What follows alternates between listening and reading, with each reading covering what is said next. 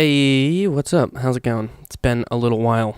It was crazy because I've had this one recorded for like 2 weeks, but then like I think I recorded this one like the fucking I don't know 21st or something, and then I was like, oh shit, Christmas, and then that happened, so I had to figure out how to solve that problem, and then one thing led to another, and now it was on delay. So here we are. But as it goes, Nick, he was actually in town that weekend, and so I was like, hey, let's just record it manually because he's done at least 2 of these, I think, beforehand, maybe 3, I don't remember. I think technically it's 3 releases with him. He's done 2, and then the bonus episode where he just talks about Naruto or Bleach. What Naruto, Bleach doesn't matter. One of those 2. For like another hour and a half. So this one's just kind of just us hanging out, talking a lot about wrestling and Kingdom Hearts and all the normal nonsense. Smash, which is actually funny because in this I was saying like, oh, I like the Belmonts, but I never found myself playing one. But I've like just become a main Richter main, so which is weird that I at the time of me recording this was like, oh, they're too weird, I would never want to play this, but that's what I do now. But yeah, this one's good. Sorry for the delay. Welcome to 2019. We'll keep doing this. There's an episode of another show that I'm going to be on with Daryl, who's been on the show once before, I believe somewhere in the 40s, I don't actually remember, and he had me on his podcast, so I will mention that when it's out, but it's supposed to be, it wasn't the next one he was going to release. He was going to release one more and then this one. So like his episode 4, then I was episode 5. So eventually that'll happen. But yeah, so here's this one and enjoy. This is your brain. And this is your brain on Tom.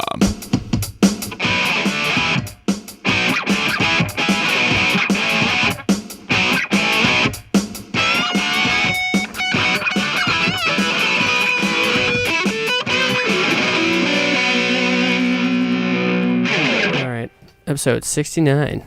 Is it really? It is actually, yeah. Oh my god. Nick's actually in the house. Oh, that's amazing. As opposed to just doing an online one. Well, hello. Hello. My acoustics are slightly different. It sounds different in here. Yeah. So you stopped by to hang out and then almost crash a wedding. Yeah, no, that didn't really happen. So here's the story for how that played out. Do you mind? Yeah, go ahead. Yeah, all right, cool. So I have a cousin that's always been sort of like the edgy cousin. I won't go into too much details because that's like family shit. But the point is, they like sort of emerged from the ether and were getting married.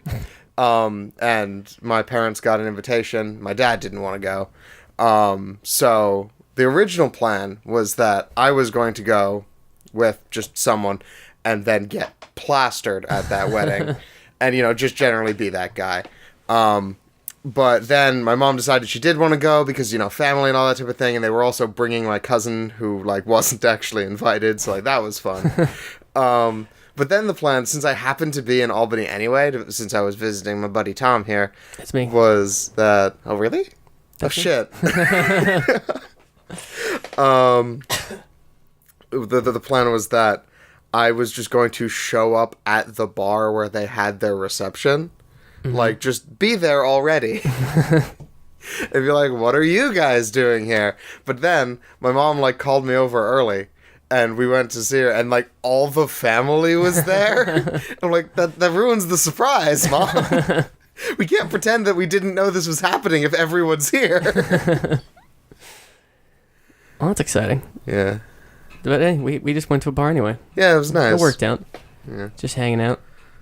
So how is the streaming life? How's that doing? It's been interesting. I see you've just been on the climb. Yeah, no, I've been definitely trying to do a lot of it lately. I've got the time, since I'm currently like between jobs, but doing that has been a lot of fun. Playing various streams, it's been neat to like get people that like live in different time zones and see like when they show up and why. Yeah, that's cool. How long do you usually go for? Varies drastically. Oh, okay. Usually like an hour and a half, 2 hours, but like occasionally I'll just be like, all right, today's the day. Yeah, I don't know what because we were talking about this last night a little bit, but I don't really like watch a lot of streams. Yeah. So, or at least start to finish. So I don't really know what the standard amount of consumption is. I don't know if this is just standardized among the ones that I've seen, or if it's some actual standard, but it seems like 3 hours with a break in the middle is the like magic number. Okay. I don't do that because I'm shit at taking breaks. But I don't either. Because I've been doing the stream thing with Restream, so it's Mixer and Twitch, and Mixer will be like, if you after 3 hours, they'll be like, hey, you should probably stop. And I was like, why? Why would you tell me this? They have cute messages that are like, I'm not your mom, but you should probably stop or whatever. Oh man, can you imagine streaming Extra Life to that? Oh my god, yeah. They just get more and more concerned. Are you okay? Did you die? Did you forget to turn the stream off? Are you sleeping? Did you get water? Yeah, it's an interesting little service. Yeah. It's really interesting, like, what type of people get drawn to what type of content. Like, I honestly don't really understand how it happens or why, but like I've noticed that like almost everyone in my chat is an artist. Oh, that's interesting. Like that, I'm apparently very good background noise for drawing. Oh, that's interesting. That makes sense. I guess that's why most people would like that kind of stuff. Yeah, but like some people are just there all the time, and like I don't know why. There's a guy that like I know embarrassingly little about, but he's in my chat constantly. He's usually just kind of quiet, but he's there, and it's sort of fascinating. It's like, why do you keep coming back? I'm happy you keep coming back, but like, why? I like to think I'm that interesting, but I don't think I actually am. That's kind of cool, though. You have like a little community built definitely. up. That's neat. You have that Discord you have is bumping. It's a constant activity over there. Yeah, I'm glad you think so. That's mostly just me posting notifications. But there's always like this someone in there. I forget who it is, what the name was, but there's always. Kitty.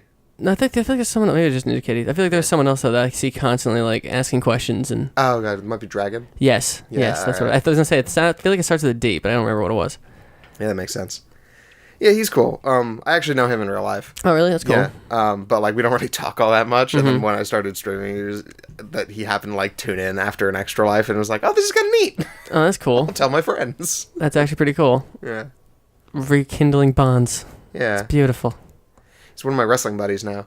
What? Or like the people that I watch. I thought you were about to be like, so I do wrestling now. Oh no. Like what? No, I did go to the I don't remember if this was before the last podcast or not. We might have already talked about this, but it's been a while. We can circle back. I actually did go to a intro to professional wrestling course. I remember you talking about wanting to do that. That's cool that you actually went. Yeah. How was it? It was pretty fun. And I learned, like, it's totally something that I could do if I put the time into it. And I'm apparently a natural at selling. That's awesome. Yeah. That's really cool. Yeah, I don't know about the rest of it, but, like, I was able to... fucking nuts, yeah. But I was able to take a punch in a way that concerned the instructor. And I'm like, I'm fine. That was on purpose. Wow, you could be the best chopper in the business. Yeah, exactly. That's pretty cool. Yeah. Would you want to pursue it, or is that just kind of a thing? Actually, because, like, one, it's incredibly dangerous, and two, it's not really a great path. No. Like, most people who do it are like, don't do this. They're like, how are people still doing this? Yeah, no. Like, it seems like it'd be fun.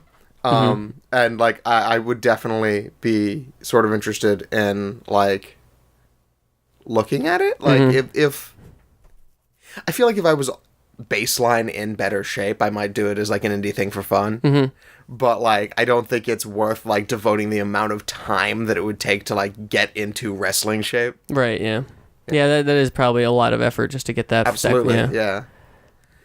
But, like, it's super cool, and, like, it was neat, like, listening to, like, the various little things that, like, make huge differences.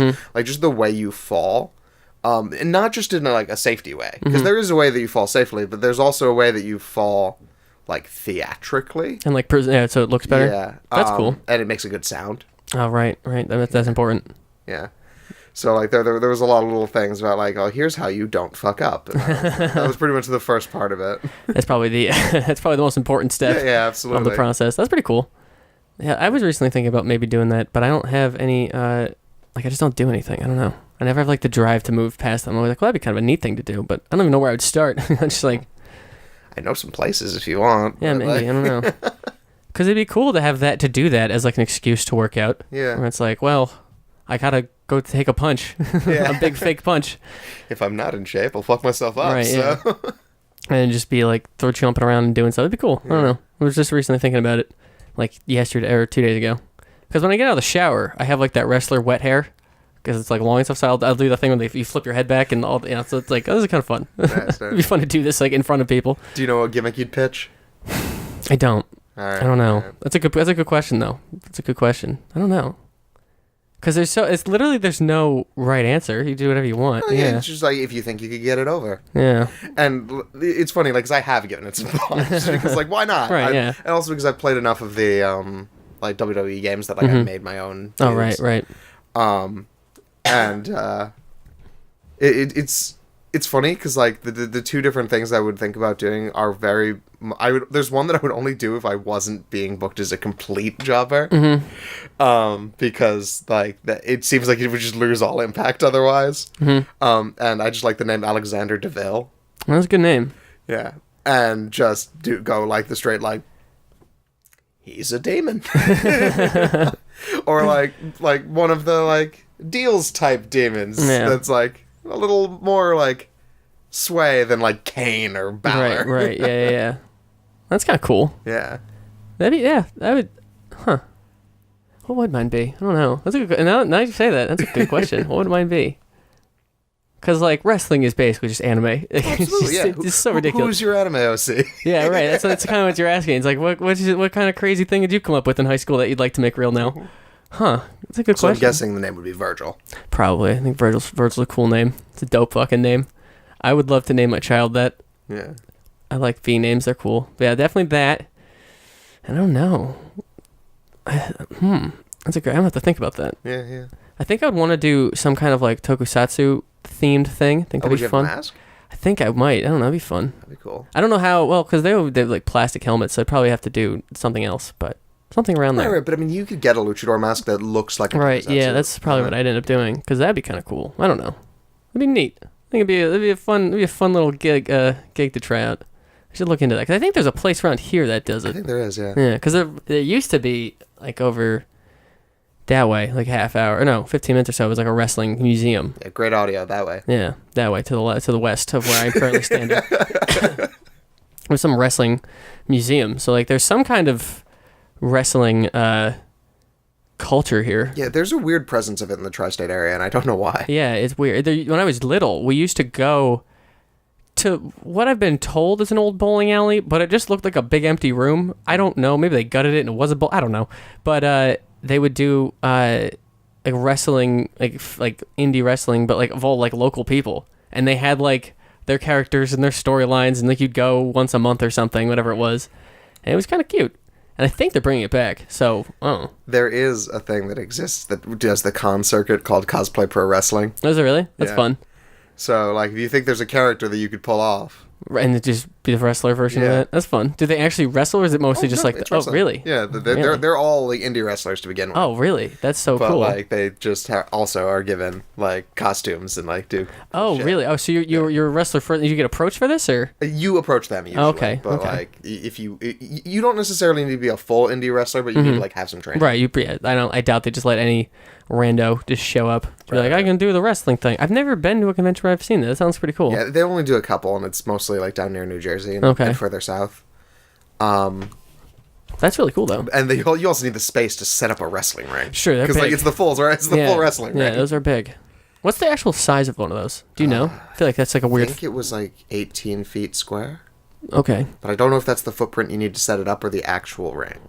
Oh, okay. Yeah, What- I'm sort of, like, blanking on that. What do you mean, like the footprint? Like, what else would you need to set up? Well, you need the apron, and also you need a baseline of space outside of it. Oh, okay. Because, like, just to safely get in and out. Oh, okay. Okay, makes sense. That's sort of why, like, when you see a Hell in a Cell match, it's not just the ropes. Like, there's the ropes, and then there's the space Then there's the outside, space. and then there's the Yes. cell. Okay. So, like, that's the footprint. Oh, okay. Okay, that makes sense. That makes sense. And then cage, you just put a cage over for a cage match, so Yeah. that doesn't really... That makes sense. That's kind of cool. Yeah. Huh. But even then, the footprint would be the same because you need somewhere for them to land afterwards.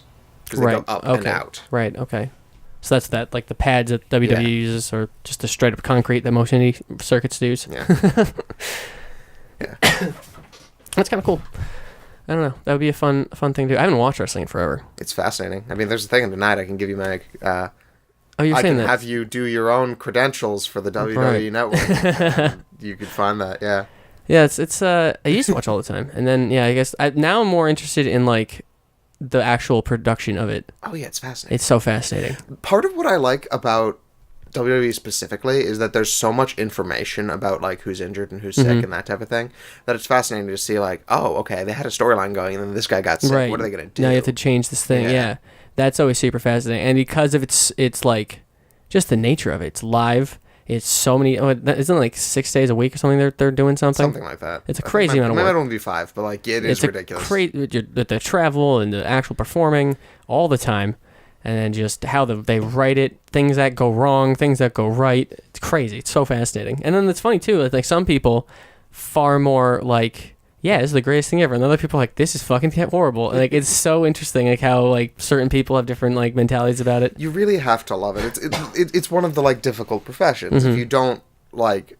If you're not willing to make sacrifices for it, it'll probably suck if you're doing it as anything more than a hobby. Right, yeah. Because, like, as a... career, it's sort of like making movies. That like you can make movies as a hobby, but once you start trying to do it as a career, you need to make it, otherwise you're fucked. Right, yeah, that's true. Yeah, that's a good point, actually, because yeah, there's like not many places it can be a job, right? Right.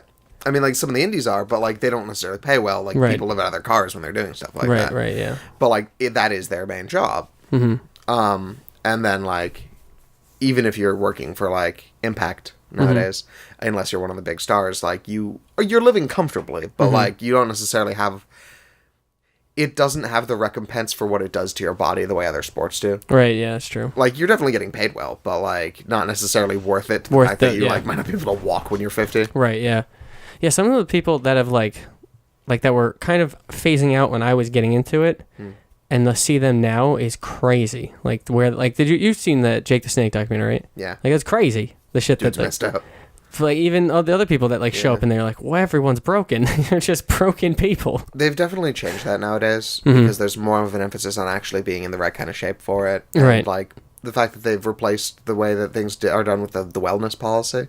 Wellness policy? Okay, so at WWE specifically, I have no idea what the fuck happens at the Indies, but the way that their like drug and behavior policies is called the wellness policy, and it's because they don't really care if you're doing things that are like performance enhancing. It's just they don't want things that'll shorten your life or career. Oh, okay, interesting. Like you need to take care of yourself, and that is the primary thing. Which is why stuff like, if I remember correctly, like. Marijuana can get you in or not marijuana, cocaine can get you in trouble, even though that has nothing to do with wrestling and stuff like some of the more harmless steroids that like will buff you up but like won't completely fuck you. Right. Are like fair game. Oh, interesting. Because it's not a competition. Right. It's not right. It's just it's a performance. Yeah. That's interesting. Yeah, because like they've always had like people that kind of just burn out real fast. Yeah. Isn't that what Jeff Hardy's been going through? He's on and off with them because of various... So here's the thing. Jeff Hardy's a crazy person. He sure is. So, that's why he's awesome. Like, he's been performing reliably all the time, like, now that he's back, and I don't think he ever stopped even when he was on the Indies, but he's got some, like, compounded injuries because he's been throwing himself off of things for 20 years. It's true. There's only so much you can do for that. My favorite quote from anything wrestling was... someone like it was some interview with Jeff Hardy, and they're like, you know, people come to me like, you know, that's fake, right? And he's like, yeah, but you can't fake gravity. Yeah, like, yeah, you fucking can't. When you throw yourself off of these fucking ladders like he would do all the fucking time onto other ladders and people, it's not going great. People were convinced he was going to retire because he had a Hell in a Cell match recently, which was like on his bucket list. Oh, okay.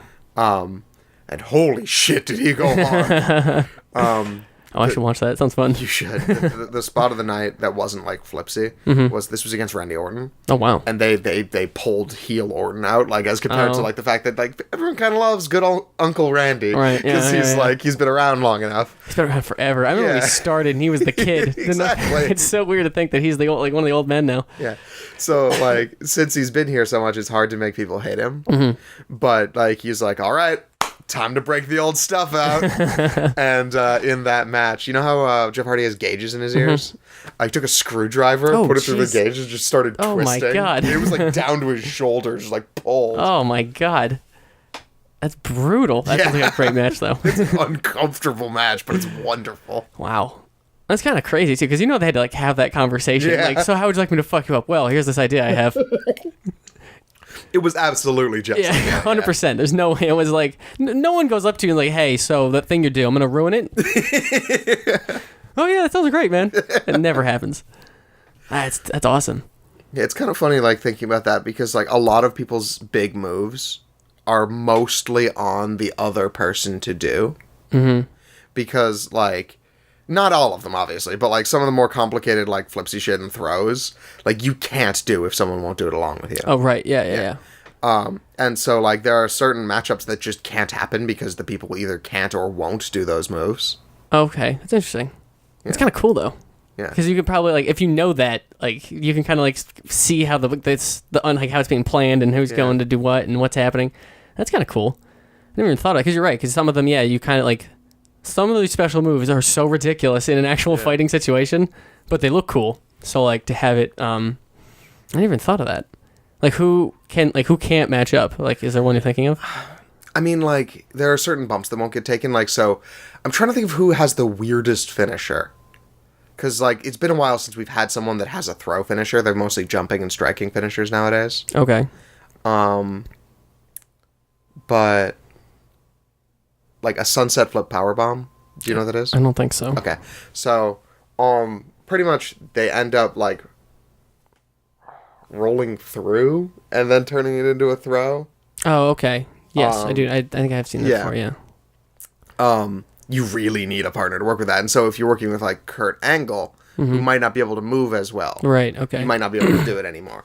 I don't want to disparage Kurt Angle. He's surprised me many times recently, so, like, maybe he can still do it, but I wouldn't ask. Right, yeah. That's crazy that he's still doing it. Yeah. That's bananas. Yeah, he's not, like, full-time or anything, but he'll occasionally just show up for a match. He's wicked old, too. Yeah. And he's had crazy Not injuries. as old as Taker. Sure, but he's done. Is he not done? He's not done? Taker had a match with, it was him and Kane versus Michaels and Triple H recently. Michaels is back, by the way. I didn't know that. But, I mean, those are all ancient people, too. So that makes sense. But then Michaels did was it a shooting star press?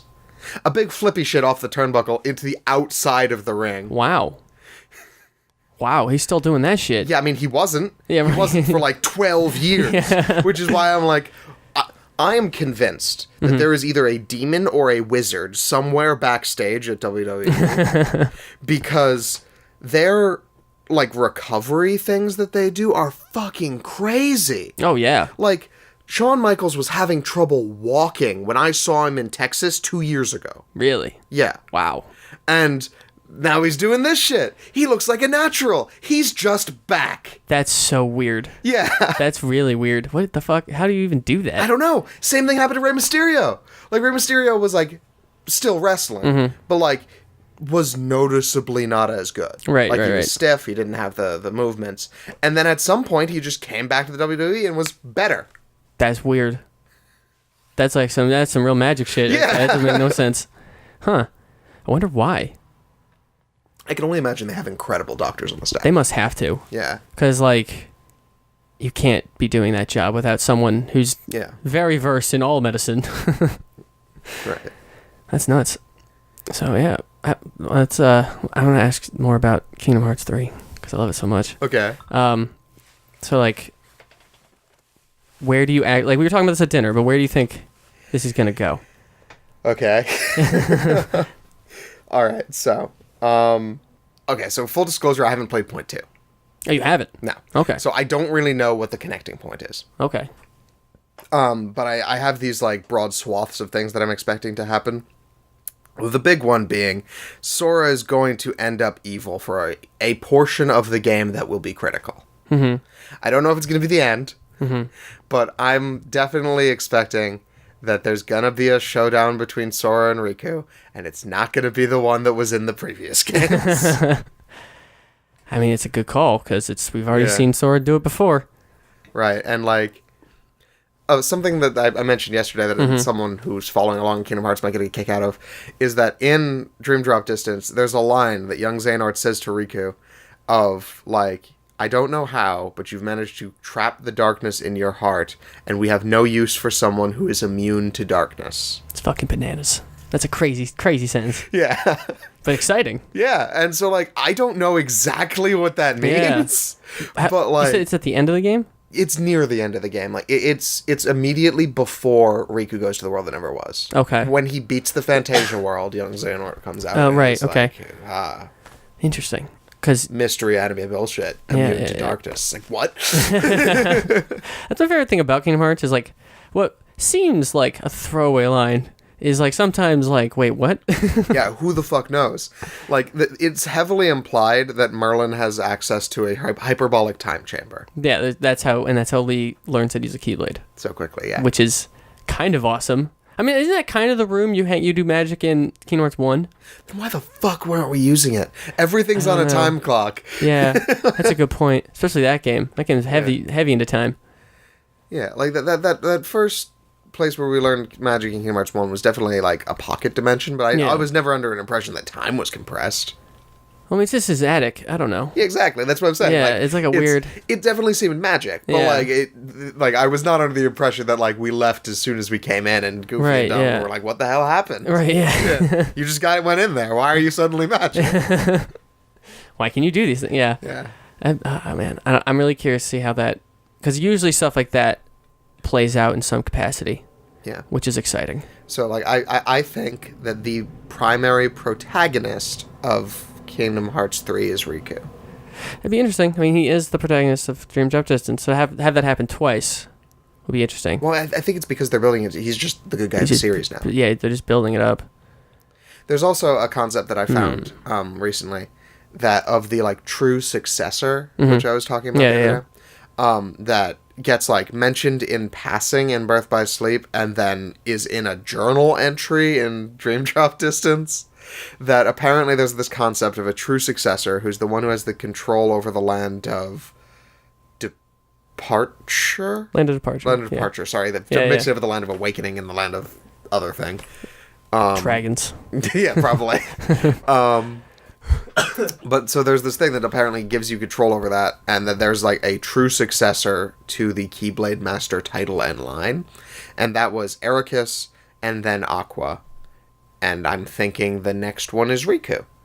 Because Riku actually made the Keyblade Master in his test, like Aqua did, as compared to like Terra, who like was given the title afterwards, but only by someone sort of dubious. Right. That's a good point. Because, I guess, like, because if he... Because I don't think Sora will ever get that mark. I don't think he'll ever pass that, so... I mean, maybe eventually, but only... Actually, no, probably not. This is probably a Naruto situation. Yeah, that's what I think it is, too. I think it's going to be a thing where it's just like, the guy who didn't do the thing right, he's just the better one, though. Yeah. I'm like, oh, well, fuck you, I guess. So I definitely think he'll be... I don't think he'll ever really reach that point, even though he'll be... it's going to be the better one, though. Like, I actually think that... Oh, you think Riku's going to be that much? Riku's just going to outclass him. Interesting. That'd be cool. Yeah. I'd be curious to see how, like, it all plays out. Although it might be a type match thing. Where he might not normally be able to beat him, but he just has the ability to ignore darkness. Yeah, and he still uses it in combat. Oh, he's incredibly cool with that. Yeah, so like... He's the best. Crush him a little hard, are we? A little bit. Helps that his voice actor's nice. Yeah, I'd love that. I love the voice actors. I think it's so fun that these people, and sometimes really important people, have to say fucking nonsense. And that warms my fucking heart. Leonard Nimoy saying the whole Keyblade speech, sometimes called Kai or whatever, like, oh man, what nonsense. Big fan. Love watching that fall apart. I wish he got to at least finish the Xehanort saga. Maybe he did, we don't know.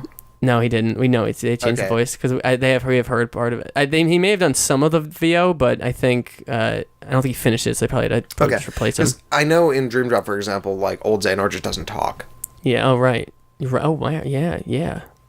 There's 1,000 Xehanorts. They came all that's talking. Why I refer to it as old Xehanort. Like, old Xehanort doesn't. One. Yeah, the bald one doesn't talk. That's interesting. Well, what's weird is how much the bald one shows up in promotional material, but like the bald one. Such a cool design. But the bald one's in the boy now. Yeah. So like. But he looks so cool. Right, but like that means he's got to come back. Well, yeah, I mean he's gonna be one of the. Right. That's so interesting, the 13 Darknesses. I think so. Wasn't he in? He was in Dream Drop Distance, but like it's weird that like he's coming back, even though he's already like I don't understand his. Why is that the one that makes the issue for you? I don't know. Like having Ansem and Xemnas and also that all makes sense, combined is fine. That all makes sense because that all has groundwork that don't make sense. That's just that's the man's heartless and the man's fucking nobody, and then they all look like the boy that he stole the body from. It all makes sense, but I don't know what it would bring. I guess it's just the time travel nonsense that brings that. I don't know. I'm not saying that those people existing doesn't make any sense. I'm saying them all being there at the same time doesn't make sense without time travel. Yeah, I mean, I guess that's true. Yeah, because like Ansem and Zane or Xemnas being in the same room is weird. A little, but not even that much, because those two can coexist. But Ansem and Xemnas existing at the same time while also having, like, young Xehanort be there. Yeah, young Xehanort throws a wrench in the whole thing. Yeah. I don't like that one bit. And then his heart being a thing. It's just so weird how many things he is at once at all times. I think just his heart was Ansem, though. Oh, was it? Yeah. I always thought it was a separate thing. It hadn't fully formed when it was in the brown robe. Right, okay. But that's what eventually became Ansem. Interesting. At least that's what my read on it when I was going through it a second time. Okay, I haven't gone through it a second time. It's been a couple years now, so it's... I saw this like last week, which is... All right. Because that game I need the most, refresher on. I feel like that would be true even if you played it yesterday. True, that's true. There's so much going on in that one. There's just so much.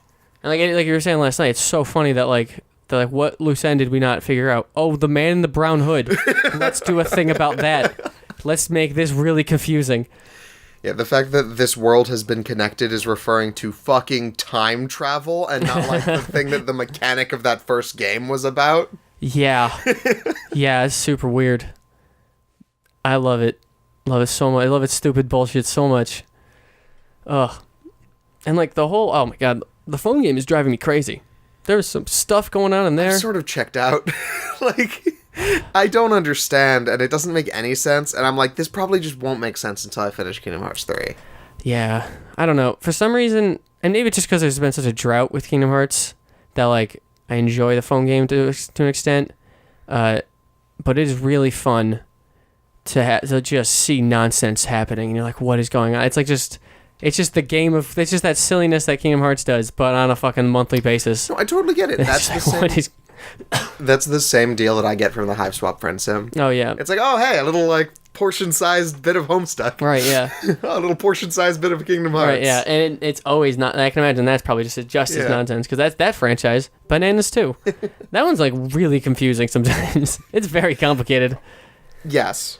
I would say... Now, currently, with the states that both of them are in, there is more confusing things in Kingdom Hearts than there are in Homestuck. Because Homestuck is finished. It's true. So it's in a loop. Like everything that there is to be like There's really a bow weirded on out that about one. has an answer. Yeah. God, I am so curious if Kingdom Hearts is going to answer the questions I may have, or is it just going to bring up new answers I didn't know I had questions to, which is what I think is going to happen. It could be both. Yeah. We might ideally we get both. Yeah, I'd hope so. Like, assuming that there are going to be more Kingdom Hearts games. Which there might not be, but yeah, that's a good point. I don't know. Do you think there would be? I mean, if it was me, there wouldn't be. Yeah. I don't know if I would do it either. That's interesting. Because, like, I assume it makes a decent amount of money, but they release them so infrequently that it's like clearly not something they... It's not that infrequently, though, if you actually look at them all. Like, it's one every couple of years. Yeah, I guess that's true. Because what, 3D was 2012? Yeah, something like that. This has been the longest wait, The longest wait, yeah. Good, yeah. So, maybe they do... And in between, they did all the re-releases and putting them on other consoles. True, yeah. Not the story so far, though. Oh, point 2. That was the one in between. Yeah. That is technically new gameplay content. Yeah, that was 2 years ago? Yeah. I think. So, okay. So they put it out. Because that was point 2 and the movie, which was, like, a thing. But nonsense. Nothing happens in it. That's fair, but it's set up. I feel like that's one of those things that, like... Yeah, besides the Lucy thing, everything else is meaningless, but... Right, probably. Well, what else would be in there that would matter? Yeah, I guess that's true. We would never know. I mean, it depends. If that place is there, then all kinds of stuff can matter. I would hope we get something to do with Daybreak Town. Yes, sure. That's the name of it. I would hope we get something to that effect in Kingdom Hearts 3. I think that it's the town next to Destiny Islands. Oh, that's an interesting idea. Yeah. Oh, okay. Like, that's a different Like Destiny Island isn't Destiny It would Island. be the same world. Like They're all one world. Yeah, exactly. Everything is connected, technically, or was.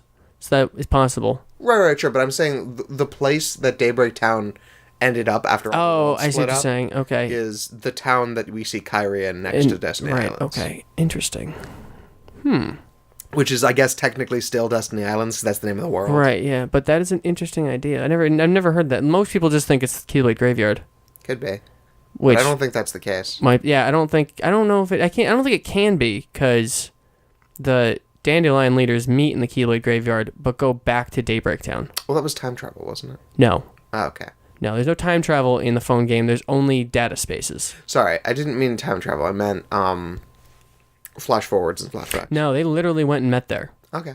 So the war happened, and everyone died. And so what you play right now, if you boot the phone game up, you're technically only going to data worlds, because there's nothing left. Gotcha. But the Dandelion leaders met there because they took a couple people didn't go to the war, and for some reason could hide away. I don't know where they went, and I've never seen anyone explain where. They just kind of Not the battlefield. go I away. imagine, Yeah. Ava was just like, you go over here, and everyone's going to go over there and die. And so when the whole thing was done, the 5 of them had to meet up there, which is kind of gross and sick. It's like, hey, come hang out with the place. All your friends died. Meet up here. They all meet there, and then they have since gone back to that like room that the foretellers hung out in. So there's still or at least that tower is still around. Yeah. Maybe everything else is carnage. It seems weird to me that there would be that much structural damage. Yeah, I guess I don't know, because if you look in the distance of like the environment of the Keyblade Graveyard, like some shit got fucked up. Big fucked up. That's fair. It just also like it shows no trace of ever having been inhabited. Yeah. Which, like, is possible. Yeah. That it did just slam it that bad. But, like, I would assume that you would see rubble. That's true. But there's that thing in one of the newer trailers where they're in the Keyblade Graveyard, and it's Xehanort and his 13 cronies standing in dudes. Yeah, then just standing in a little triangle, and then buildings start rising out of the ground. Oh, who knows? So maybe all that's... Maybe the Keyblade Graveyard's the world that never was. Okay. Because that's one of the biggest skyscrapers, and if he has a way to pull those out of the ground, True. Then it would really depend on the style of the building. I haven't actually seen that trailer. I haven't seen most of the trailers. They're not like that, but that is an interesting thought, that the world that never was, because it's a artificial world, isn't it? Maybe. It's in the world between, so. Right, yeah. I think it's fake. I think they build it. But if they created it, they could have used some kind of template, like a ruined city area thing or whatever, you know. There definitely seems to be some sort of memories, some sort of a significance to Memory Skyscraper. I don't know exactly what it is. I don't either, but they seem to like that one a lot. Yeah. I don't know. Be interesting. Man, such a cool building, though. It is a cool building. Have you ever done the data battles in 2? No. The one for Xemnas is fucking dope. The first half of it is you versus him at the foot of Memory Skyscraper, and then you get a command to like do that clash thing as you run up at each other. It's fucking dope. Well, that happens in the game. Yeah, you get yeah. Not for Xemnas, is it? Is it Xemnas? I mean, it's a dude with laser hands, so I assume it's Xemnas. In 2? Yeah. I don't remember you fighting him outside the data battle. You do. No, you don't. Wait, what? You absolutely do. When? On your way up, like you pass it on after you beat Syx. You go up. You're already in the building when you fight Syx. Yeah, no, I don't know why you move, but like that is a thing that happens. Is it really? Yeah. I don't remember that happening. I'm like 90% sure, because I remember playing it. I haven't done the data battles. I don't remember that at all. Because it does. The second half of the Xemnas one is the last boss fight part where he's the Zebra Man in the Zebra room. So like they didn't make a new fight. I thought they did. I don't remember this part at all. Because I remember there's the command. Like again, I have not played the data battles. I've not even gotten through the counter. You can do that thing with you fight right there with Roxas. No, you don't. You fight Roxas on one of the Dive to the Heart panels. In the data fight, but no, you meet him right there. Yes. That's where that is. So why would you go backwards to fight Xemnas? You don't... I don't think you're actually physically there. I think that fight takes place in your head or something. The Roxas one does. No, I'm talking about the Xemnas one too. I don't remember that at all. I'm gonna look this up. I don't remember this at all. Sure. I'm Which like is weird. 90% sure this is a thing. Which is weird because like I feel like I remember the Psyx thing, and I'm like, oh yeah, that's a thing you do. But It might not have been the same building, but I know there's a one where you're going up the building and he's coming down with the laser sabers, and then there's a command, and you could hit it too early and you'll just like clash and go by, or you could time it right and you can hit him you in the end ground. him. Yeah.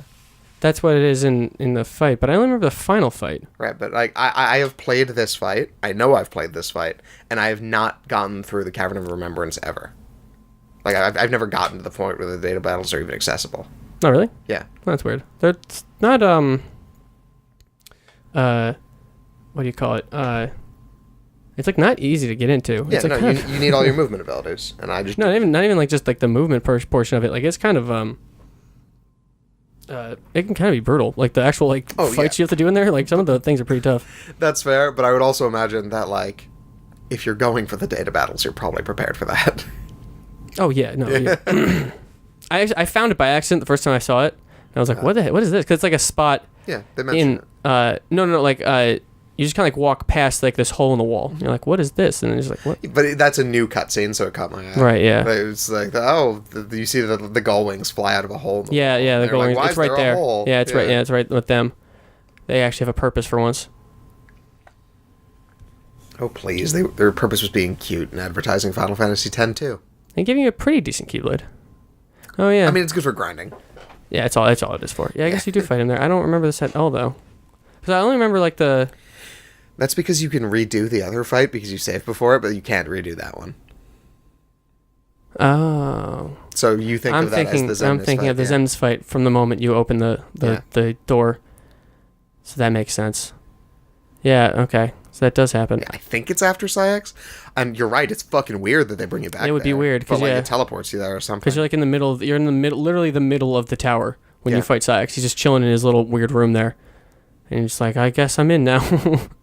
His data battle is so hard. He has like that fucking rage mechanic. It is brutal. I've never done him like legitimately. I've only cheated him because he's just brutal. He's so hard. I love the Lexius mechanic. It's so goofy. I don't fully have a grasp on how it works and like how to control his power level, but it's really cool. Regardless, it's real cool. Yeah. Marluxia's is cool too. It's he whispers, the doom counter. Yeah, death in your ear. I played all the remnants. Oh right, like, yeah. As you go around, the ones that were not into the other ones. Yeah, that was I do like those. Those are fun. They're not as hard, which is nice. Well, that's Yeah. appropriate. Right, yeah. But they're cool. I forget, do they give you something? I feel like they do. They do. They give you a crafting material that lets you, and I think a recipe for something regarding their weapon. Oh, right, because there's like, there's like accessories that are like, there's like Larxine's daggers as earrings and stuff. Yes. Yeah. I remember that now. Most of them are Goofy and Donald weapons. Yes, that's true. You get those too. The Marluxia scythe accessory is really good. And you get like the upgraded version of them too. I never really went really deep on the crafting. I've done it before because I just enjoy getting the ultimate weapon in 1 and 2. I never have done it in Birth by Sleep. That game is really hard to unlock everything in. I went hard on Birth by Sleep the first time. It's really hard to unlock everything. Understandable. The whole Mirage Arena, the amount of things you got to do. I loved it so much. It's really cool on the PSP because you could do with other people and stuff and hang out, but just getting to that point, tough. I have a weird relationship with Birth by Sleep because the first time I played it, I was like on vacation and sick. Oh, so it was like your everything. So it's like, all right, here we go. Birth by Sleep. Monopoly, baby, let's do this. Yeah, I just played that for the first time recently. It's really good. It's okay. Like, and not the game. The game is fine, but it's really effective at getting your commands up. Yeah, it was weird. I was like shocked at what it was. I was like, what is, like, I was like, all right, I don't know what this is. Because you have to win 7 of them to unlock the last 2 super bosses. Because you have to do everything in the journal once at least. Which 2 out of curiosity? Both armors. Ericus and Zane are armors. That's cool. Yeah, I've never done those. I've never even done them because I didn't know how to get to them. And then I happened to just look it up, and it was like, oh, you have to basically complete the journal all the way through with, like, it'll be like, get X amount of medals and beat this time on this thing or whatever. And then the last section was like, win 1, 3, 5, and 7 command boards. I was like, I don't even know how to play the command deck or board. I have no idea how this works. It's Monopoly. It is, yeah. It's kind of weird. And you just kind of throw dice and run around a whole bunch and get points, I guess. I enjoy it. Like, it's okay. It was. I feel like the first board was a bad representation of it. Because it's a circle. Yeah, it's kind of boring. So I'm wondering if the other ones might like have more. Because really what it seemed like was like I'm just literally going in a circle, hitting the different little the colored cubes, and then going back to start. I don't really know what this is. There's more going on in the other ones. So yeah, I feel like those would be a little more exciting to maybe do something with. I remember liking the Cinderella one. Okay. I don't remember why. Might have just been because I shipped Tara and Cinderella. Oh, do you really? Yeah, I did. I don't know. But you sent me a fan fiction about that, didn't No, you? that was Aqua and Cinderella. Aqua and Cinderella, which is a yes. thing that exists. And like that was just like on like I was going down on Twitter and then I see this thing that was like, yo, you should check out this 100,000 word slow burn fan fiction of Aqua and Cinderella. And I was like, pardon? Did you read it? No. Yeah, okay. Not yet. It's on my bookmarks. I'm probably gonna read it. I'm just morbidly curious. Yeah, pairing I never even considered. No. There's an aspect of the Kingdom Hearts community that I'm so disconnected to, where it comes to all that kind of stuff. And I'm always like surprised when like I see it. I'm like, what is going on? I didn't see this coming at all. I don't know why I do that. There are a bunch of like one-off scenes that are like, oh, that's kind of cute with like random characters. Yeah. Like Riku and Shiki Yes. are like, oh, they have chemistry. That's interesting. Yeah, I forgot about that. Man. And then it's gone, and then it never comes back again. It never But matters, like, yeah. like, but I could see someone who's like really into that kind of writing being like, I can work with that. Right, yeah. There's something to hook onto here. Yeah, I don't know. I really gotta play 3D again because I forgot even that happened in that game. That's so much. That game goes from 0 to 100 so fast that like everything before that like final 4-hour cutscene or whatever it is that they just talk nonsense at you for like forever. I have no memory of. It's actually a slow burn. Like that's what you've been saying. I thought that it was just like nothing. What the fuck? Yeah. But like once you have a little bit of context, looking back, there's so many little things, and even just like. So here's a neat thing for anyone who's played this game. The primary theme of the game, other than potentially dreams, is time. Literally everything is timed. Yeah. There's like the drop mechanic, there are like time trials, there are like a whole bunch of people that are worrying about being too early and too late. Like everything. You have a timer like in the game for just you know, like when you said that I was like, oh, it all makes sense. He was planning this from the beginning. Yeah. It's completely time based and it's ridiculous. It is kind of ridiculous that it would be that, because there's everything has to do with it. I when you said that too, I'm trying to remember like the different like worlds, and like they turn Traverse Town into the world the world ends with you, which is a time based game. Like it's like, oh, okay, hang on. And one of the first things that they meant, like when the first like hint of like something's wrong and like something's weird, is that they have the mirrored timelines are moving out of sync. Yes. And so like when people were hopping back and forth, they had their timers were off.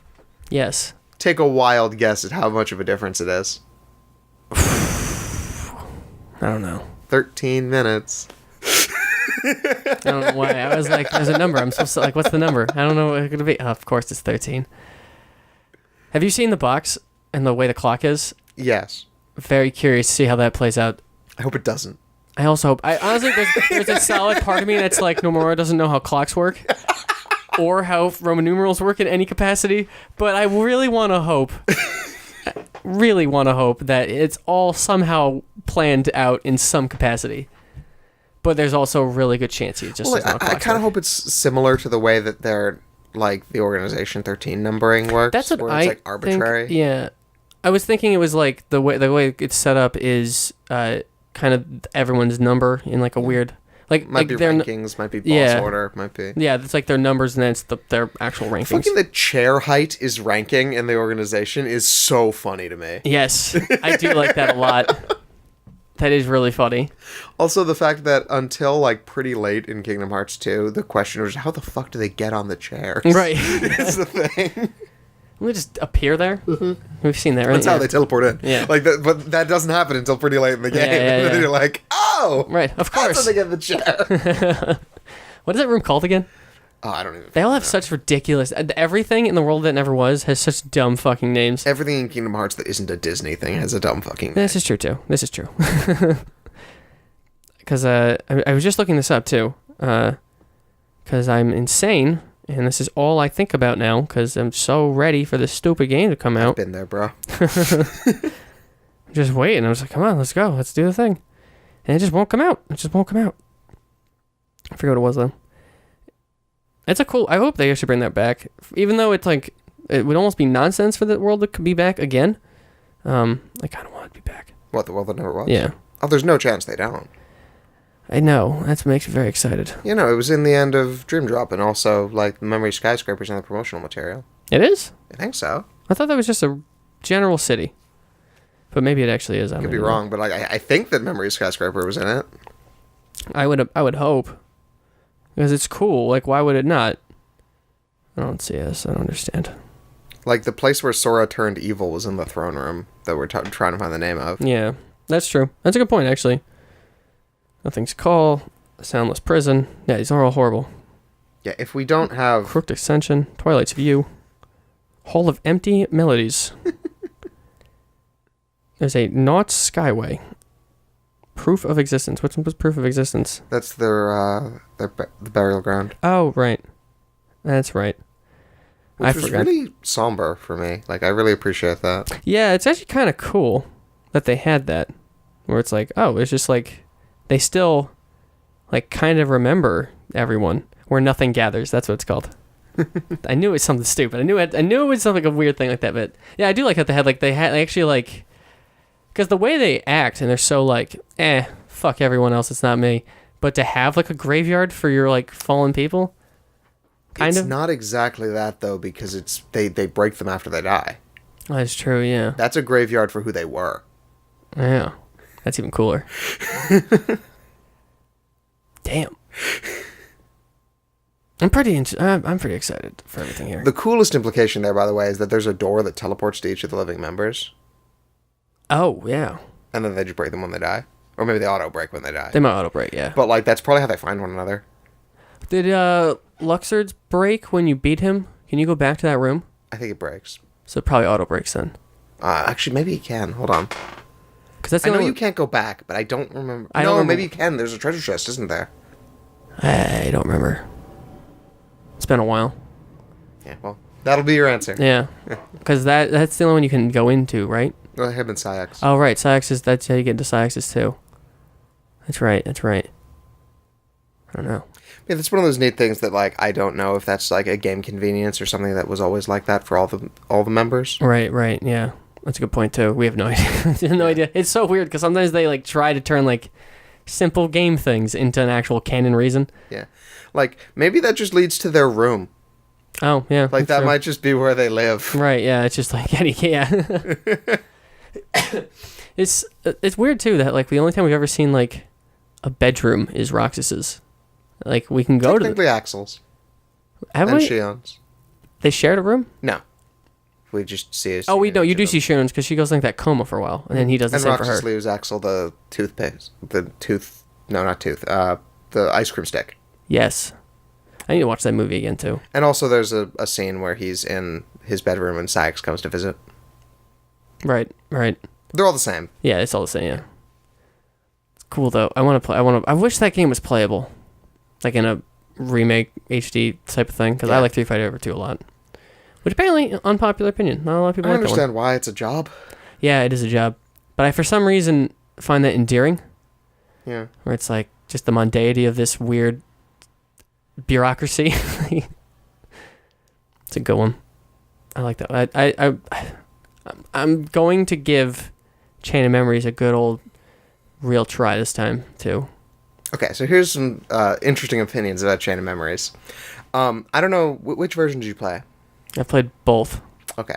So I think the Game Boy game was probably actually a decent game. Mm-hmm. Like, it might not be a great Kingdom Hearts game, but like it did what it was setting out to do. I think that Rechain of Memories would make a phenomenal one-on-one combat game. Interesting. Because all of the best parts of that game are versus the humanoid singular bosses. Interesting. Where they actually have a deck. Yeah. And I think it would be really cool to have a PvP game where you have like an arena fighter, like the Ninja Storm games or whatever, but also like a deck that you had to build. That would be interesting. Surprised no one's tried that. Well, because Chain of Memories bombed. People like it though. Right, but not many. Yeah, not true. enough to like go out of their way to make a game and sell it. Yeah, it's true. It's true. Huh. Like it's not the approach someone trying to replicate it would take. Right. Yeah.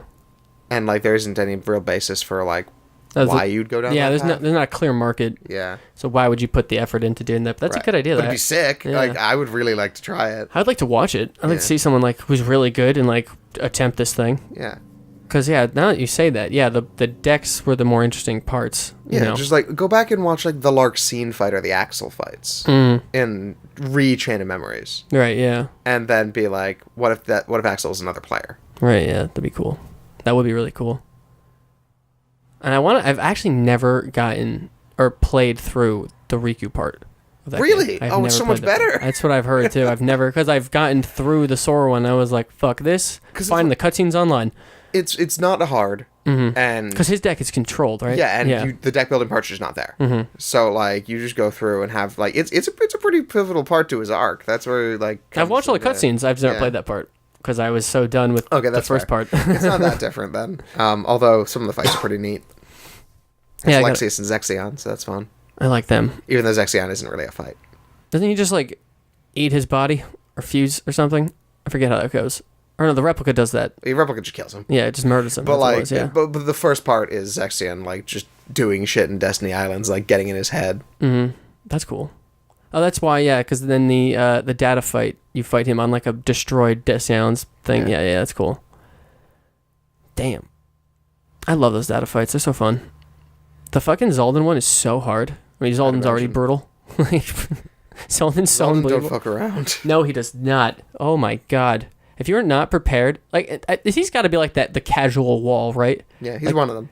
Like if you're not prepared for that fight to happen, you're just gonna be like, oh, okay, I'm just gonna get my dick stomped in by big laser man with spears. How many's he got? 7? I feel like Too many. He's got and they all just float around him. The it might be 7 because he has 3 in a hand and 1 that floats, or is it 2 that floats? I feel like 2, but yeah, right. So maybe it's 8. That's right. He's got 2 in one hand, 1 in the other.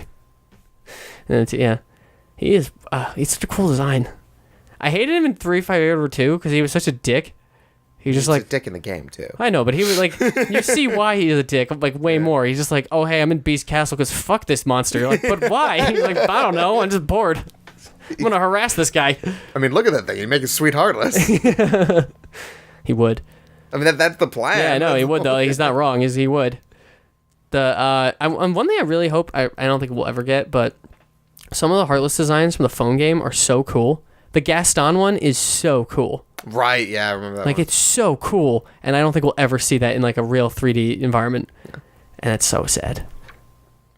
Well, you know what would be sick? If, like, after when the Kingdom Hearts franchise is wrapped up, whenever that is, they just, like, later put out a DLC pack that's just a boss rush of all the other shit they didn't put in. Dude, I'd love that. I would be so on board for that. Are you kidding me? Good lord. That would be the best game ever made. Yeah, like they just put out like a like 6-level Chamber of Remembrance that has like oh here's a bunch of Heartless bosses, here's the Foretellers, here's the other things. Oh man, sign me up. That'd be so awesome. Actually, now you're saying that, I'm curious what the DLC plan for 3 is. Yeah, if there even is one. Right? Are they like done? It's like I'm so curious what Square Enix's like DLC plan is because they went really fucking hard with 15. I don't think it almost worked. Almost, exactly. It almost worked, but I don't think Dragon Quest 11 has like any DLC. Yeah. So, but that I'm wondering is because the Japanese people are very traditional with that franchise. Like, just put it out, don't touch it. Like, they don't even have voice acting in the Japanese version still, because they're like, this is not how it's been, and it will never be that way. So I'd be curious to see what they end up doing. I mean, they're already kind of doing DLC with 3 with the Keyblade stuff that you can do. Have you started that fucking phone game I did thing? today. Yeah. Or last night. It's not fun. It's just It's fine. just not fun. No. It's not a good use of your time in any capacity. No. But I did it. I don't even know what it's gonna do. Probably nothing. Probably nothing. It's probably a terrible Keyblade. Yeah, no, it's gonna be a shitty Keyblade, but it'll have an Easter egg somewhere. I hope. That'll have like some weird plot implication that no one knows if it's intentional. Yeah. Yeah. I mean, there's gonna be something big.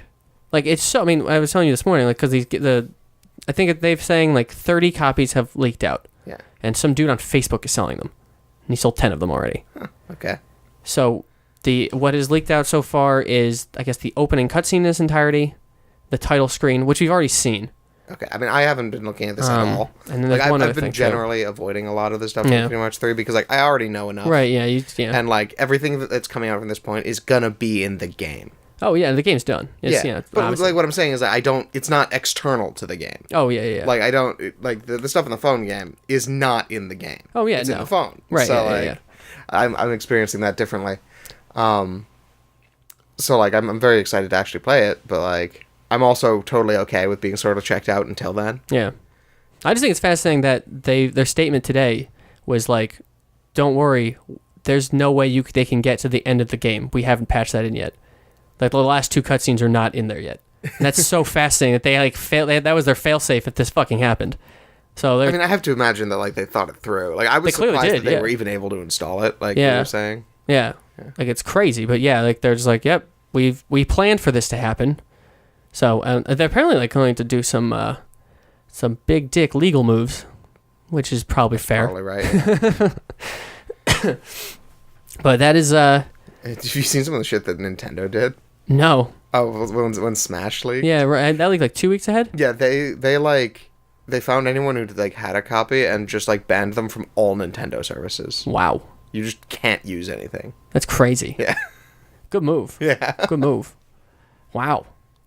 I mean, that's the thing too. It's crazy with the Kingdom Hearts one is it's still like a month out or more, like a month and a half.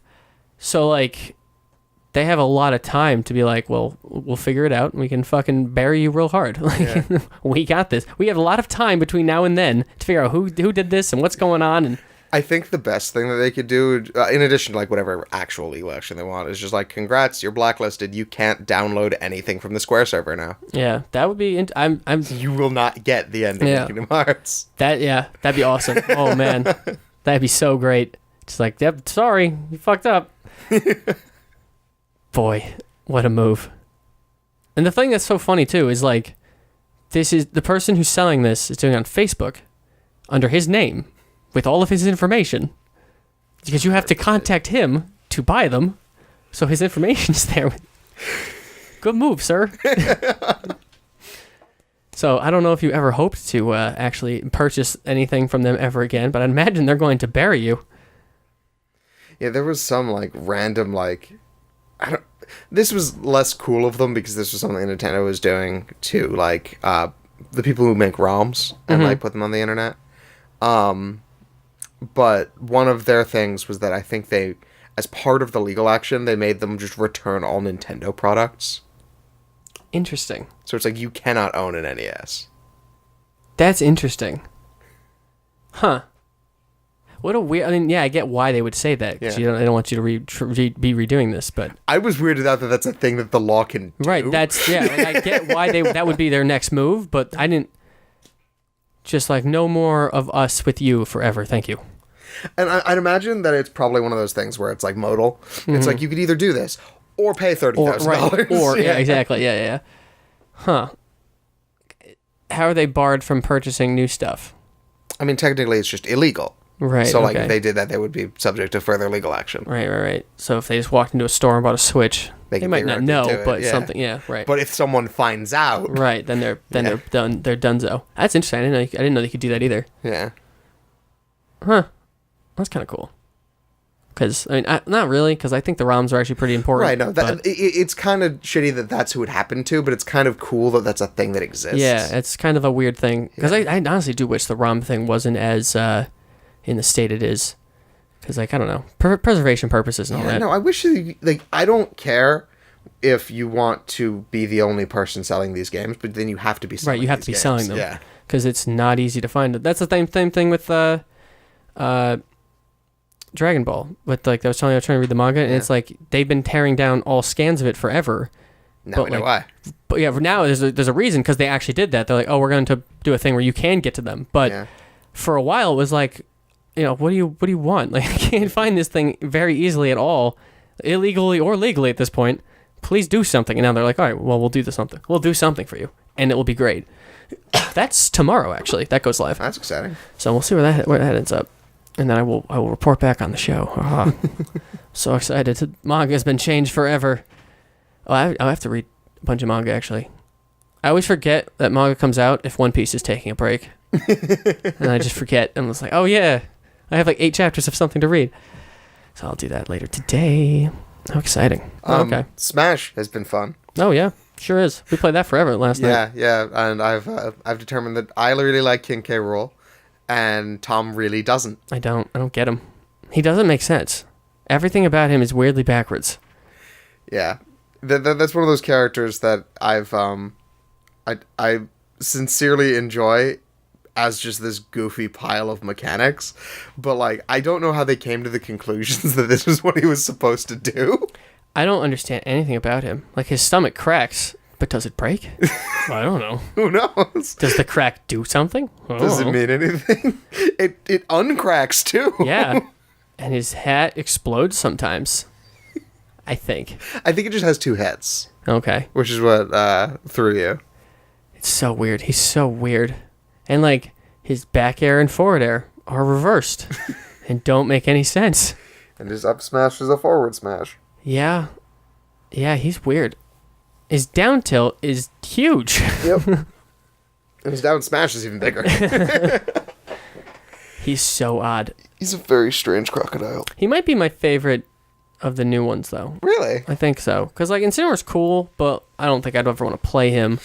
And, like, I don't have any affinity for Ridley. And I think the Belmonts are cool, too, but I don't understand how you're supposed to play them. They're I also don't understand King K. Rool. True, but, like, I'd, like... I understand, rather, I should probably reword that. I understand how the balance are played. It's something I would never want to do. Oh, okay. Whereas King K. Rool is just so backwards and nonsense, but for some reason that is charming. I'm glad that you've come down on charming, because, like, last night it was fire and vengeance. Oh, God, it doesn't make any sense. I would, like, I mean, granted, too, the Cloud is slightly different from when he was in 4, so, like, I would, a couple things I was trying to do, I'd be like, oh, this would have worked there, but it wouldn't here, or whatever. You also kept getting goozled by buffered rolls, I think. Yeah, so, like, I can't buffer my rolls at all. I don't even know if that's a thing you can do. I don't know. You can do them in the, like, melee and PM, you can do it with the C-stick, but it doesn't, and I would just grab instead. I don't know why. Why would I want to grab with the C-stick? When would that It's a very strange one, yeah. Why is that a thing? I think because I forget. I was reading something about like how the C-stick is programmed. It's not programmed as like push direction, get smash. It's programmed as like a button command. Yeah. It's sort of like how in like Street Fighter on a console. Yeah. That your like trigger buttons will be like heavy and medium or whatever. So the way that the again, I don't know how this changes, but I'm imagining that the way that it would be coded for Smash is that it is the smash motion. Yeah. And the A button. Right. And so if you're holding guard when you do that, that would be a grab. Right. Because it would, for some reason, but that would mean that, well, no, because you would still have to do, right, but you would still have to be, it eats the direction input, is my point. Oh, okay. So what I would think it would be direction, then A. But for some reason, when you're in shield, sometimes the direction portion of that input is eaten, and it just goes to A, and that's when the grab comes out. And I don't know why that is, because the other ones, it just goes direction first, so that's why you roll. Yeah. And it does sometimes roll. Sometimes it works, and sometimes it doesn't, and that's why I'm, like, confused sometimes. Interesting. Yeah. Yeah. That's the part that's, like, I don't understand how this works. I think I just have to just get out of the habit of using... just get out of the habit of using the C-stick to roll, and just buffer with, like, or maybe, I don't even know if that's not... I really don't even know if it's a thing that can be done in this game. Because, like, usually what it is like, say someone's doing a big multi-hit attack or whatever, and you're in shield. When you're buffering the roll, it's just the first frame, the game registers that you're not getting hit, and shield's done. You just roll out. So, like, that's usually how that works, but that hasn't seemed to work, like, at all in this. So, I don't know. That's interesting. I don't know if it's I know a that thing. they do change mechanics like that between games, and Yeah. so like it'd be interesting to see like what the big changes are. Because Yeah. I never really play these at a high enough level to actually notice. Right, yeah. But like I do know that they're there. Yeah, I got to. There's a couple of videos that I keep getting recommended that are like breaking down of like this patch or whatever, but they're like an hour long, so I've never watched them. But out of curiosity, I had watched one of them for like 45 minutes. The guy was just talking about like whatever, I forget what it was, movement or something. And so I wanted to go back and try it again, just watch another one to see if like, oh, now that we have more time with it, here's where this is at, how you should do this. There's a lot of people are saying like you should turn like the sensitivity way up, and then use tilt on the C-stick and all this stuff. So I imagine there's a lot to unpack. yeah, there probably is. Honestly, having tilt on the C-stick might make buffering on the C-stick easier because it would be primarily like directional first. I don't know. That's an assumption. Maybe I'm just wrong. I don't know. There's a lot of interesting little things people are trying to figure out with that game. That's what I always find fascinating when a game like this comes out. People just really breaking down, figuring out what's going on, understanding all the nitty gritty of it. It'll be interesting to see where it all ends up. Oof. The fact that Palutena isn't absolute garbage is something I really appreciate. It seems like it's pretty balanced. It seems like I don't think any one character is like particularly garbage. Right, but like you were saying that like it seems like she's quite good. Yeah, no, because she seems like the pretty good. teleport and stuff. But like in Smash 4, because of the fact that they are expecting you to be playing with the alternate moves, Yeah. her core kit just didn't work. Mm-hmm. Oh, it like didn't even make sense. No, yeah, because the biggest change is, you know how her side B is like the explosion now? Yeah. That used to be like that she put out a little shimmer that would like move forward and reflect projectiles, Oh, weird. which just didn't really do anything. It also meant that 2 of her specials could only be used defensively. Right. She had the physical counter and then the range counter. Right. Okay. That's weird. And then the third one was a teleport, which didn't do damage. Right. Oh, okay. Yeah. And then that meant her only damaging special was the weird one that makes the little reticle and it Right. Yeah. shoots. That's a good point. That is bad. I didn't realize. I'd never really even seen her play it, so I didn't know what she even did. Yeah. And I happened to be seeing her a lot more because I think people really like that teleport. Yeah. And so, like, she was a cool concept for the game Yeah. because they had these... She had the most varied of the alternate moves. Mm-hmm. Because she had, like, a speed boost. She had that exploding fireworks thing. And she had at least, like, 2 other really interesting moves she could have. And, like, so you could theoretically set it up that she was, like, all just explosions and throwing attacks out there and everything. But at her base kit, it just wasn't any good. Mm-hmm. Because her smashes didn't really have a whole lot of impact either. Like, the only one that, like, really got you was the beam, and that was, like, very narrow and very tall. Mm-hmm. So, like, it was really hard to secure a kill as Smash 4 Palutena. Okay. Did you, like, try to play her when she first came out, too? I tried, because she's garbage. Do you, like Palutena? Is that, like, a... Not really? Oh, okay. I'm just curious why you, like, gravitate toward toys. It was only because she's so much better. Mm-hmm. Like, I play all the characters. Yeah. And so I noticed that it was like, this didn't work. This didn't work at all. Yeah. And then in this one, you're like, oh, she's quite good. I'm like, really? And so I tried it, and I'm like, this is a noticeable difference. That's cool. And so, like, that's very exciting to me. Like, usually when there's like that, it's usually because someone was, like, busted and they toned it down. Right, yeah. Like, so it's nice to see it go the other way. Yeah. Yeah, it seems like everyone who's thought to be bad is now like okay. Palutena and Pichu. Pichu, it's like apparently super good. I don't fully know why. I've only played him once, but that's kind of cool. I don't know, it's nice to know that. I don't even know if his bees hurt him anymore. They do. They do, okay. Just not much. That's good. Because, yeah, it was a little too much before, but Yeah. I don't even know why that's a thing they choose to do. Because it differentiates them. In a really weird way. I mean, I think that it's supposed to be that Pichu is actually just aggressively better than Pikachu. Because he's quick. He's faster. And, like, has the same hurt boxes, but hitboxes, but not the same hurt box. Right, he's so smaller, yeah. And, like, that would normally just be a huge upgrade. Mm-hmm. And so the downside is that he's very light. Right. And that he ups his own right. percent, so he's easy to kill. Okay, that makes sense. And, like, if they're going to hit him less because he's small, might as well get damaged because of himself. Yeah, that makes sense. That's cool. Huh. I want to learn Snake. I like Snake in Brawl. I think he was cool. I like Snake in PM. And I just got to figure out what he's doing here. Certainly interesting. I don't know if like glide tossing is a thing and how to use grenades properly. And it's weird that he doesn't have a mine. Oh, a mine. They just said a mind, and I'm like, do the others? Am I missing something here? No, his down smash is different. He like kicks his feet around or something. It's weird. Gotcha. As opposed to putting the mine down. Wait, down smash? I thought that used to be his down special. No, his down B is C4. Huh. Oh, that's what I was thinking of. Okay, yeah. He'll like dig in the ground and you can plant a mine. I know what you're talking about now. And that's not there anymore. So that's kind of weird. It's like slightly weird change. So I don't know if he's like worse because of it or what. And I don't know how like the grenade tossing works in this one, so I have to figure that out too. But his up tilt's back being ridiculous, where he just like basically just puts his foot straight in the air. And I was watching some video, and it was like the comment of like it was a tweet. So the first thing was like, broke snakes using grenades and explosives to demand or command control and do whatever. Woke snakes throwing up tilt until they fucking win. And then he's like trying to like do all this like movement on him, and then the snake just throwing up tilt, up tilt, up tilt, up tilt, up tilt, and then he eventually like walks too close, gets hit and dies. And he's like, what the fuck is this game? He's like not even moving, he's just throwing it over and over again. That's amazing. I know that King K. Rool's up air is similarly just like like full straight and just like pew. That has so much impact, like weird amounts of impact. Yeah, it doesn't look like it would do anything. No, but it's a kill. Yeah, King K. Rool is an interesting idea. I do like how Incineroar is like actually just a wrestler. He's amazing. It's pretty cool. The Irish whip thing he can do is pretty cool. It's like a command throw. What is that? It is. I think. Think what Ganondorf does. Okay. Except instead of being just like boom, he just throws you behind him, okay. and then there's a follow up. That's cool. You either don't hit anything and they just bump into you, and I think you take a % as well as them. Okay.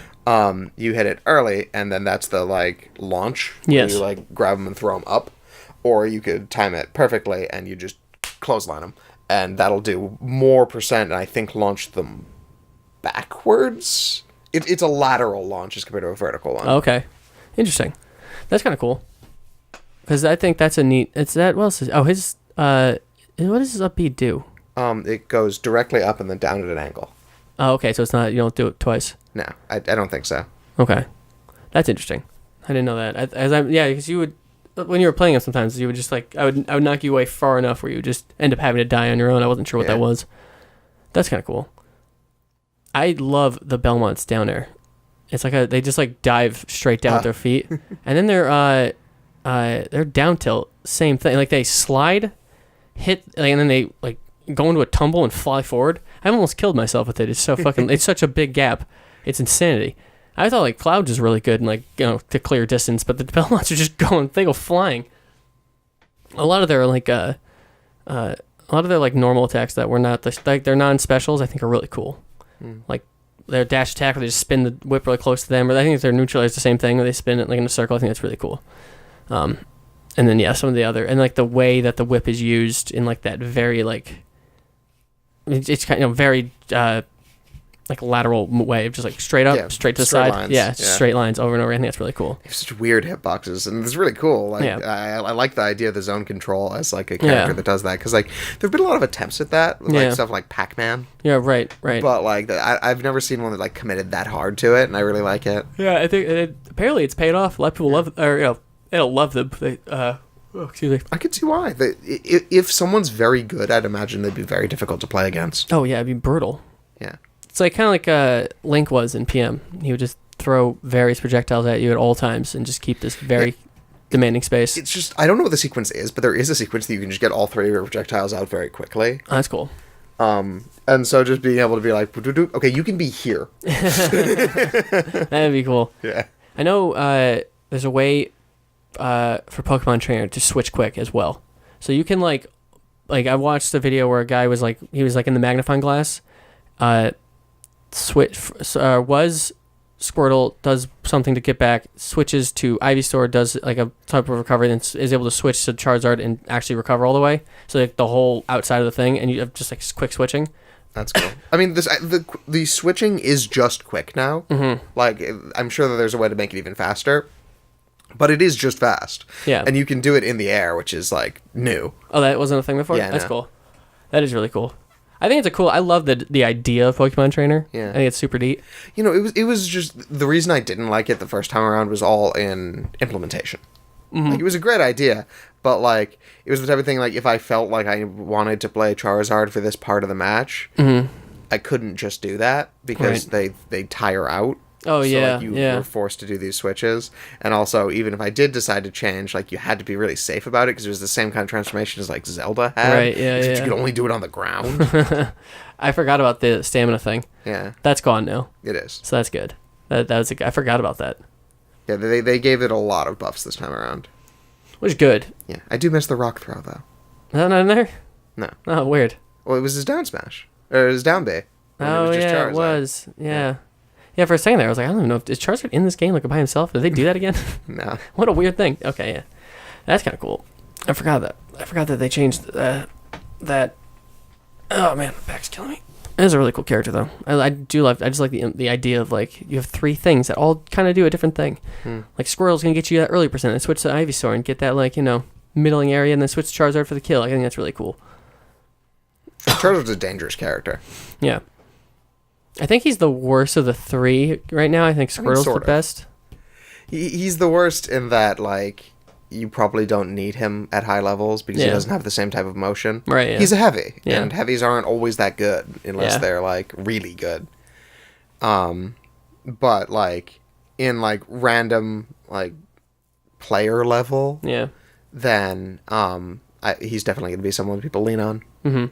Because he throws out a lot of damage. Yeah, he does. And can get kills from sort of nowhere. That's true. Much like all heavies do. Yeah. Ugh. I even like Ganon in this game. He's really interesting. Finally give him that sword. Took him long enough. Everyone's wanted that for so long. I feel like the thing that put him over the edge was Hyrule Warriors.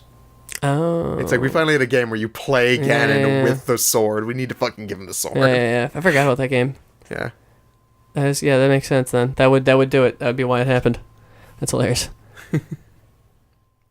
Could also be that they saw that the people did it in Project M and that people like lost their minds over it. Yeah, people are real excited for that. I wish they just fixed his up tilt. I hate that fucking slow up tilt. I don't know why it's like that. It's funny. Yeah, I guess. And also it gives you like it's the same type of thing as his Warlock Punch. Yes. Is that still in the game? Yeah. Okay. That's his neutral bay. I didn't even think to use it when I was playing. I was so excited for the sword. Yeah. And you probably shouldn't. Like, most Yeah. of the time it's not great, but, like, there are situations where that's the appropriate thing to use, and then when you do, it just wins. Right, yeah. And that's sort of what the Volcano Kick is. Right, yeah. I just That, liked like, it in PM. You very rarely use it, Yeah. but when you do... Right, it's you're styling on someone. Yeah. In PM, I just liked it more. I liked the fast. Or it wasn't really, like, super fast. It was just, it wasn't up there for 6,000 years. Yeah. And then it came down hard. It was just a little bump. That character's fun in PM. I actually like him a lot. He moves so quickly. He's so cool.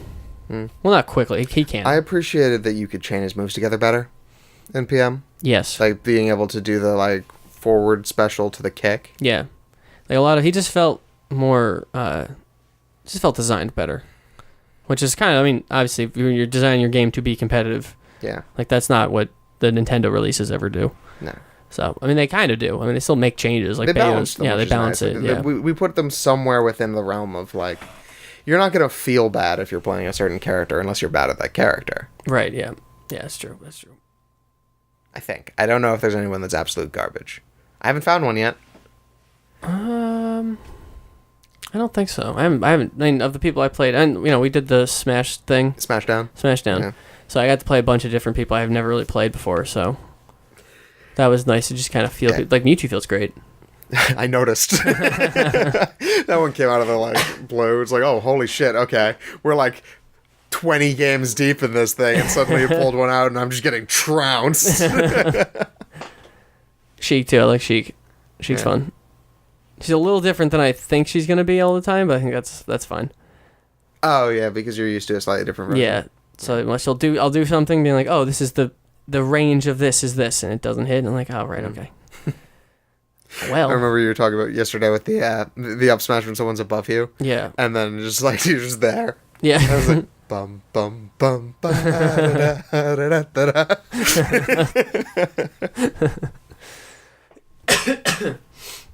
That game's good. I'm surprised how good it is. I just wish I had the patience to unlock all the characters. Well, you'll get there. Yeah, eventually. Now that you know classic mode doesn't suck, that'll probably help. That would help. I didn't know. I for some reason just assumed it was going to be the one from Melee. It was just like the same thing over and over again for everyone. No, it's closer to adventure mode. Yeah, that's pretty cool. Yeah. I just remembered I have an amiibo actually, so maybe I'll figure out how that uses. That's cool. Works out. I don't think it is anything you want to do, but Probably you can not. do it. Yeah. For anyone listening, I guess classic mode. Look at it. Yeah, it's surprisingly cool. Yeah, they actually like put some sort of narrative into them. Like they made some overarching plot, and that there are various bosses that are not just Master Hand. Yeah, there's like themes to them. It's kind of cool. Yeah. Like the Incineroar one was pretty cool. Yeah. We were just wrestling. It was great. So yeah, go check them out. I recommend, as a start, Marth and Simon have some pretty great ones. Mm-hmm. And then of course Incineroar. Yeah. Yeah, Incineroar, I was surprised how cool that was. They're like, actually was kind of fun to be like, oh, wow, okay. They're making this, they're making use of the boxing ring. Yeah, the fact that they've got a ton of levels and a ton of characters and like various music. They're like, we could make something out of this. They, there's people like that's kind of like an online joke I saw this morning, but it's people want the name for King K. Rool's like nickname in the boxing thing to be changed. What is it? It's something Commander, but Commander spelled with a C, and the first word is with a K. And they're like, why would this not be like, Crackdoll Commander, whatever it is? Like, why would that not be with a K? It's like, Nintendo, patch this.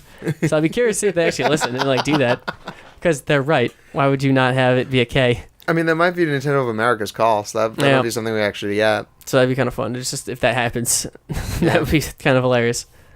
Want to wrap up? Sure. Before we go, do you want to talk about LoLaS at all? Oh yeah, let's do that. All right, cool. All right, pitch away. So, I don't know if Tom has mentioned this at all. I have, I think, brought up once that I'm on another podcast here. Well, he's on another podcast. As Dragon Astoft, the courageous sailing barbarian. It is called Land of Life and Story. You can probably find it at the same type of places you could find this. Yeah, this is on the same stuff, I think. All right, cool. So yeah, if you go looking for it, you can also find it as LoLaS, LOLAS, or the LoLaS Cast on Twitter. We pretty much are doing a D&D game that takes place in a world of my creation that is based on British Isles mythology. It's pretty cool. So what do you think of it? Like, I think what's pretty your cool. pitch? I think it's a lot of fun. I enjoy doing it. Apparently, it's very funny. I don't know. Some people have listened to it. They seem to be enjoying it. So, yeah, I recommend that as well. Cool. We are currently on hiatus because I need to edit a lot of lawnmower noises out of the background of one of them. But we'll be coming back soonish. There's 10 out right now? There's 10 episodes out so far, which you probably won't catch up before the next one comes out. So you're good to go. Yeah, it's probably a couple hours of time. It is somewhere between 15 and 20 hours total so far. There you go. So plenty of time. Yeah, so if you don't have enough of us talking and want to hear us shoot the shit with like a more concise theme, yeah, that's the place. There's the thing. That's the fucking place. Well, do you want to pitch anything else for you here? I stream at twitch.tv/NickTheDM. I do it pretty often. All right. That's all. Cool. Thanks for coming on. Thanks for having me. This has been fun. Yeah, glad you came by to hang out. We just actually got to do more with it. So here it is to episode 69. Yeah. Nice. All right, love and kisses.